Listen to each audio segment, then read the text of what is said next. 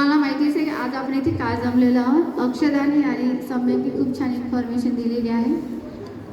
तर काही त्यांच्या जीवनात काही थोडाफार प्रकाश टाकण्याचा मी प्रयत्न करते. कणकण करूनी कोटी केले, कणकण करूनी कोटी केले, कण खर्चिला स्वहितासाठी. कणकण करूनी कोटी केले, कण खर्चिला स्वहितासाठी. वनवन फिरून कणकण झिजले, बाबा दुखी जनतेसाठी, बाबा दुखी जनतेसाठी. गाडगे महाराज ज्या गावी जायचे त्या गावी ते कीर्तन करायचे आणि कीर्तन करण्याआधी ते गाव स्वच्छ झाडून काढायचे आणि नंतरच ते कीर्तन करायचे. ते ज्या गावी जायचे ते गाव आधी झाडून स्वच्छ करायचे. अंधश्रद्धा अनिष्ट रूढी परंपरा दूर करण्याचे काम करत आणि उपदेश साधे सरळ व सर्वांना समजणारे असत. देव देवळात नाही तर माणसात आहे.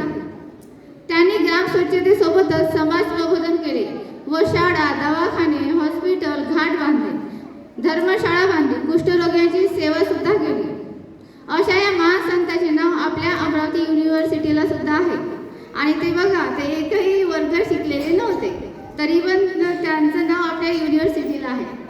आचार्य अत्रे म्हणतात, सिंहाला पाहावे वनात, सिंहाला पाहावे वनात, हातीला पाहावे रानात आणि गाडगे महाराजांना पाहावे कीर्तनात. गाडगे महाराज कीर्तन करत आणि त्यांचे कीर्तन म्हणजे प्रश्न विचारून जनतेला बोलकं करत.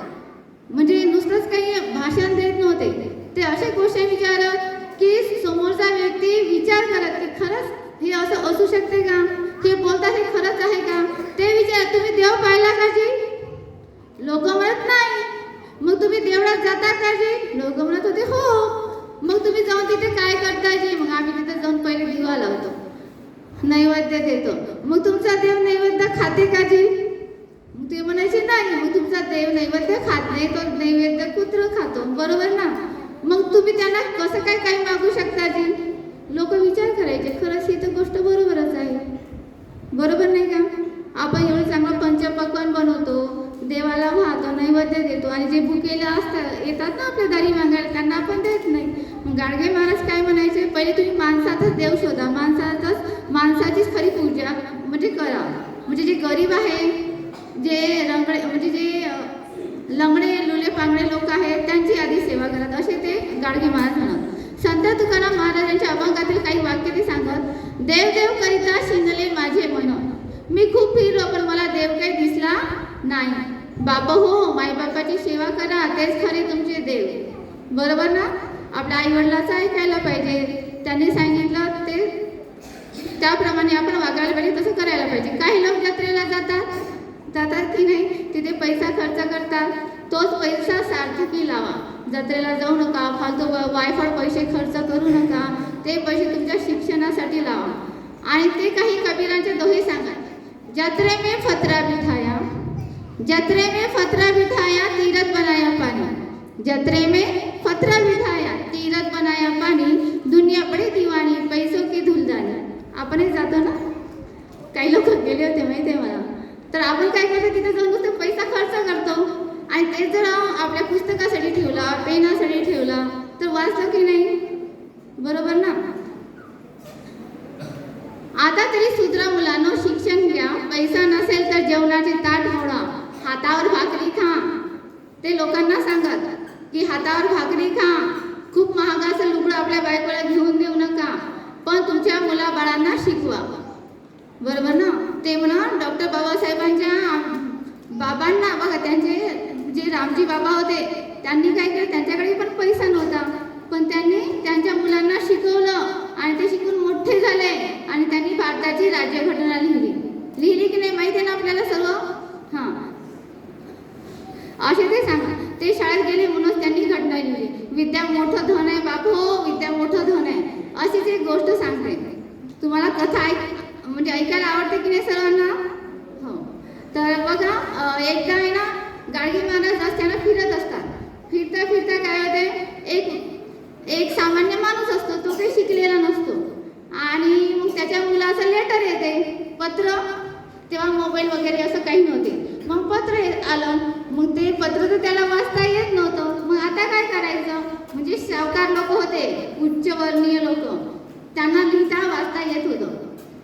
काय झालं, तो ते पत्र घेऊन त्या सावकाराकडे गेला आणि म्हणाला, माझ्या पोरासोबत हे पत्र आलेलं आहे, एवढं वाचून दाखवता का?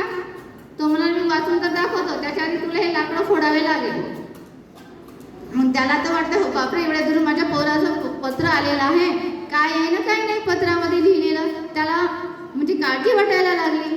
तो मला, ठीक आहे, मी तुमच्या घरचे लाकडं फोडून देतो.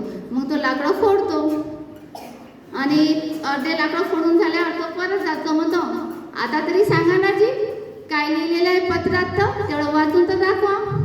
तो म्हणतो, आधी लाकडं फोड. मग तो पूर्ण लाकडं फोडून घेतो आणि लाकडं फोडून झाल्यावर अजून जातो सावकाराकडे की आता तरी सांगा ना जी. पण तो काही सांगायला तयार नसतो आणि हे सगळं गाडगे महाराज दुरून बघत असतात. तो मग तो जो लाकडं फोडणारा माणूस म्हणतो, एवढं तर सांगा ना जी, माझा पोरगा खुशाल आहे की नाही. म्हणजे बघा, शिक्षण नसल्याला माणसाची परिस्थिती कशी होते. आणि हे सगळं गाडगे महाराज दुरून बघतात आणि ते येतात आणि म्हणतात, बघा, म्हणून म्हणतो मी, शिका बापो शिका. तुम्ही शिकले नाही म्हणून तुमची आज ही अशी अवस्था झालेली आहे. शिकले असेल, तुम्हाला कोणाच्या दारात जायची गरज पडली असती का? पत्र वाचून दाखवा असं म्हणायची गरज पडली असती का? नाही. म्हणून ते सतत सांगायचे लोकांना, तुम्ही जेजुरीला जाता, खंडोबाला जाता, मसोबाला जाता आणि तिथे जाऊन काय करता? बकरे कापता, पैसा वेस्ट करता. आणि जे गाडगे महाराज हे पण म्हणायचे, जे प्राणी आहेत त्यांना सुद्धा तुम्ही मायेनं वागवा, त्यांना कापू नका, त्यांची बली देऊ नका असे म्हणायचे. तुम्ही बकऱ्याला, मग ते कीर्तनामध्ये क्वेश्चन आन्सर करायचे, तुम्ही बकऱ्याला चारा टाकता की नाही? लोक म्हणायचे, हो. तुमचा बकरा हरवला तर तुम्ही शोधून आणता की नाही? लोक म्हणायचे, हो, शोधून पण आणतो. तुम्ही पाणी पाजता की नाही? हा जी, आम्ही पाणी पण पाजतो. मग पोटच्या पोरासारखं तुम्ही त्याला वागवता आणि त्याला म्हणजे त्याला कापून खाता, मसाला लावून कापून खाता, हे बरोबर आहे का? मग लोक अजून विचार करायचे, हो, आपण जे हे प्राणी आहेत त्यांना आपण काय करतो? मायेप्रमाणे वागवतो, चांगलं प्रेम करतो, खाऊ पिऊ घालतो, ते त्यांची तब्येत बघितली तर आपण दवाखान्यात पण देतो, इंजेक्शन गोळ्या पण देतो. पण हे बरोबर आहे का? जर त्यालाच आपण मग कापून खायचं, हे कितपत योग्य आहे? मग ते हे पण म्हणायचे, प्राणी मात्रावर सुद्धा दया करा. हे सुद्धा गाडगे महाराजांनी सांगितलेलं आहे. ते म्हणत होते, ते अजून कबीरांच्या दोह्यामधलेच काही वाक्य घेऊन कीर्तन करत, तीरथ जाओ काशी जाओ, तीरथ जाओ काशी जाओ, चाहे जाओ गया, कबीर कहे कमान का सबसे बड़ी दया. म्हणजे आपण सगळ्या प्रेमाने वागलं पाहिजे, सगळ्यांना दया केली पाहिजे. म्हणजे असं हानी म्हणजे मारला नाही पाहिजे कुणाला, असं ते सांगा. आणखी एक गोष्ट मी लास्ट टाइमला सांगितली होती, काही लोक काय करतात, आई वडील वारल्यावर श्राद्ध करतात, है ना. ते मॅडम काय तेच ते, पण सत्य आहे ना ते, मी ती स्टोरी सांगणार नाही. पण कसं, जर आपण मेलेल्या लोकांना जेवणाचं ताट जर दिलं ते येऊन खातात काय? नाही. मग काही लोक म्हणतात कावड्या येऊन शिवलं तर मग ते पूर्वजाला जाऊन हे होतात.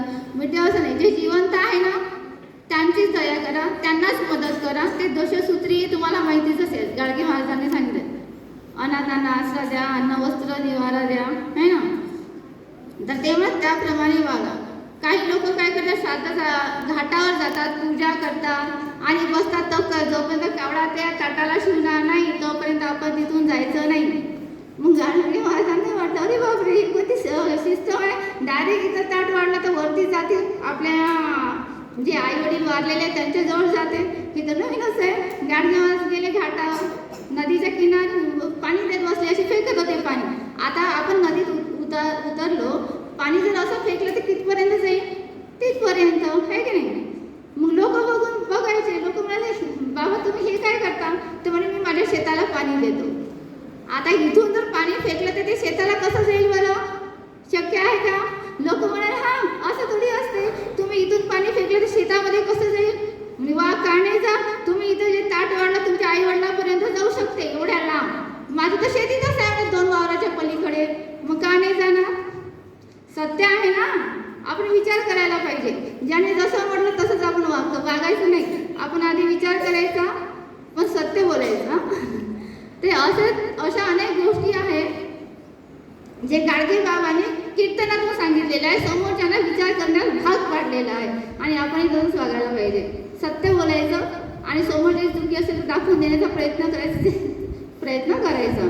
शेवटी मी एकच म्हणेन, चंदन थे वो भी घिस गए, चंदन थे वो भी घिस गए, अब रह गए नीम के खोड़. चंदन थे वो भी घिस गए, अब रह गए नीम के खोड़. संत थे वो भी चले गए, अब रह गए चपाती चोर, अब रह गए चपाती चोर.